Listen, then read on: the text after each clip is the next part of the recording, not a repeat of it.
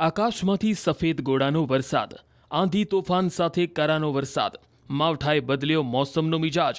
ઉત્તર ગુજરાત સૌરાષ્ટ્રમાં વરસાદી માહોલ. હવામાન નિષ્ણાતોની આગાહી સાચી ઠરી. બનાસકાંઠાના ઘણા ભાગોમાં કરાનો વરસાદ થયો. થરાદના ગામોમાં મોડી રાતથી ગાજવીજ સાથે વરસાદ પડ્યો.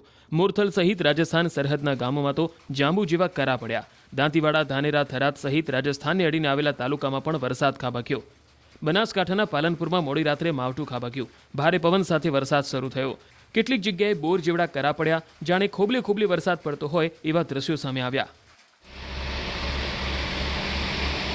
કમોસમી વરસાદે બનાસકાંઠાને ગમરોડી દીધું. મોડી રાત્રે કમોસમી વરસાદ થતાં પાલનપુરના રસ્તા પર પાણીની રેલમછેલ થઈ ગઈ.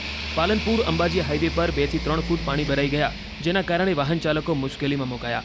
પાલનપુર, ડીસા, દાંતીવાડા, અમીરગઢ, વડગામ, ધાનેરા સહિત અનેક વિસ્તારોમાં કમોસમી વરસાદ ખાબક્યો.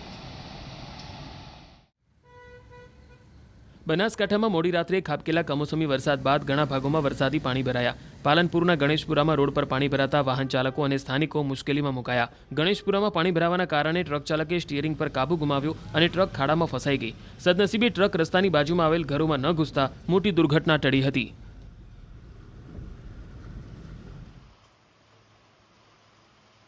આ તરફ અરવલ્લી જિલ્લામાં ભર ઉનાળે ગાજવીજ સાથે કમોસમી વરસાદ પડ્યો. મોડાસા, ભિલોડા, માલપુર, મેઘરજમાં માવઠું ખાબક્યું. વહેલી પરોઢે ધીમી ધારે વરસાદ પડતા ખેડૂતોની ચિંતા વધી છે. જો કે લોકોને ગરમીથી આંશિક રાહત મળી.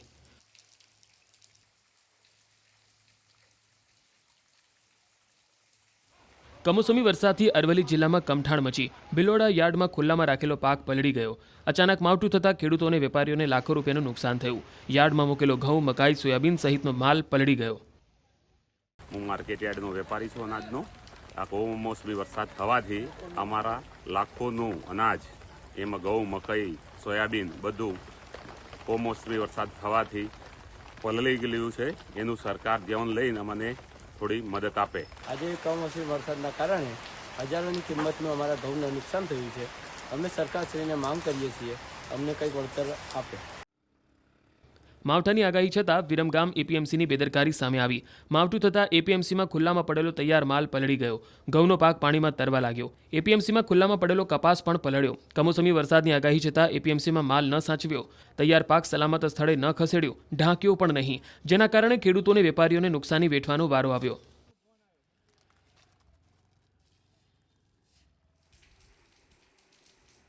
સાબરકાંઠામાં પણ મોડી રાત્રે ચોમાસા જેવો માહોલ જોવા મળ્યો. ખેડબ્રહ્મા, વિજયનગર, હિંમતનગર સહિતના કેટલાક વિસ્તારમાં છાંટા પડ્યા. ભારે પવન સાથે વરસાદ થતાં વાતાવરણમાં ઠંડક ફેલાઈ ગઈ.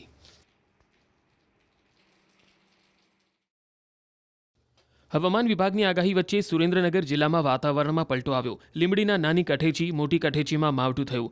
લખતરના ગડથલ, તલસાણા, માલિકા, ડેરવાડા, સાકર ગામોમાં ઝરમર વરસાદ પડ્યો, જેના કારણે અજમો, ઉનાળુ તલ સહિતના પાકને નુકસાન જવાની શક્યતા છે.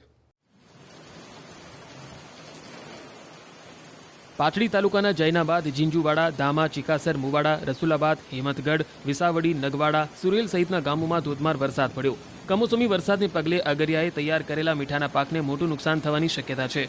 તો ખેડૂતોને પણ અજમો, ઉનાળુ તલ સહિતના પાકને મોટા પાયે નુકસાનની ભીતિ છે.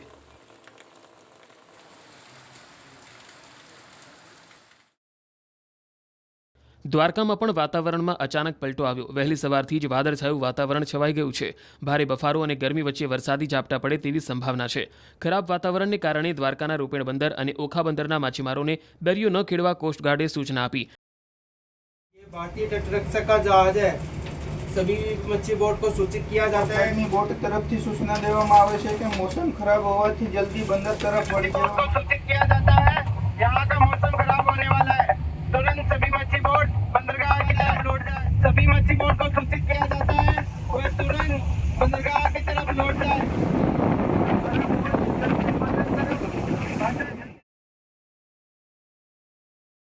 દરિયાની અંદર ભારે પવન ફૂંકાય તેવી સંભાવના છે, જેને લઈ માછીમારોને દરિયા કિનારે બોટ લાંગરી દેવા સૂચના અપાઈ છે. તો બીજી તરફ કમોસમી વરસાદ થાય તો તલ, બાજરી, મગ સહિતના ઉનાળુ પાકને નુકસાન થવાનો ડર ખેડૂતોને સતાવી રહ્યો છે.